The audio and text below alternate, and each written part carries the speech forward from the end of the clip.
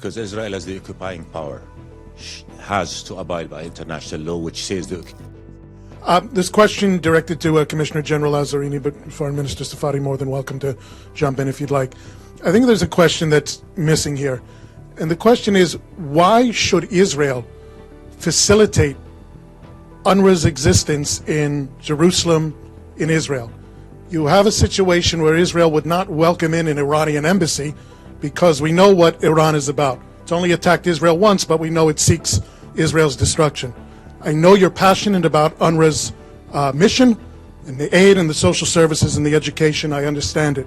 But ultimately, UNRWA and UNRWA officials have stated this publicly to certain audiences, that its mission is to pump up the refugee rolls in the hopes that there comes a day that the Jewish majority in Israel can be erased. They've said it. That's political. There's a political element to UNRWA. They've said it publicly. So why should Israel facilitate UNRWA's existence in Jerusalem and other parts of Israel?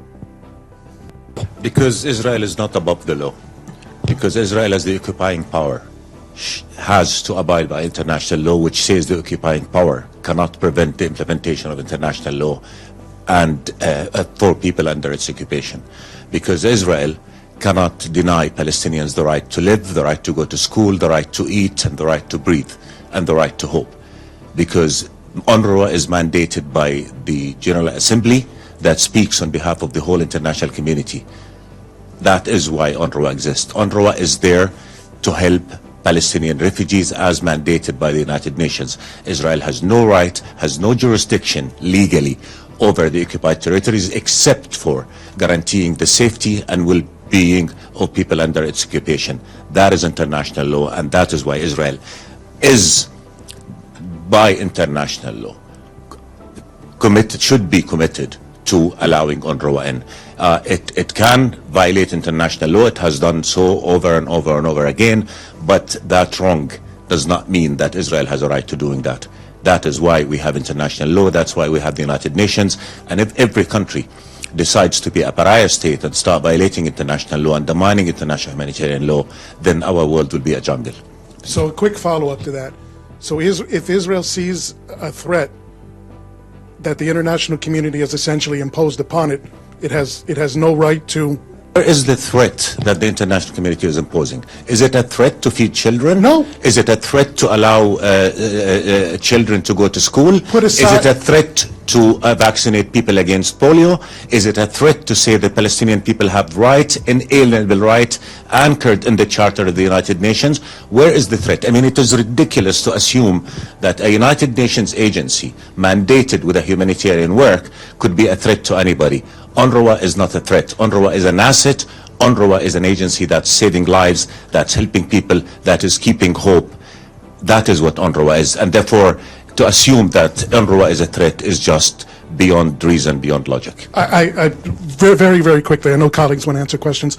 I'm putting aside, as I told Commissioner General Lazzarini, not talking about the aid, social services, education, humanitarian missions, polio campaigns, none of that. Simply the refugee issue that Israel sees as a threat to its majority. That's all I'm talking about.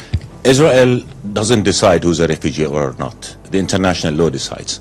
Israel is an occupying power, and therefore it has to abide by international law. UNRWA is mandated by the UN to help refugees until their issue is resolved in accordance with international law. And let me remind you, in 2002, the Arab Peace Initiative was out there, and it spoke of an agreed to solution to the refugees problem within the context of addressing the final status issue. How could a child be a threat to Israel? How could Palestinians who are living under Israeli occupation be a threat to Israel? And how could applying international law be a threat to Israel? We have to speak facts here. We cannot listen to dissemination. We cannot listen to misrepresentation of facts. Again, UNRWA is an international agency mandated by the UN that speaks on behalf of the global community, that has a very clear mandate that is stipulated in its funding charter. That is what UNRWA is. To say that UNRWA is a threat is, with all due respect, is just beyond human comprehension. Thank you. Thank you, Foreign Minister.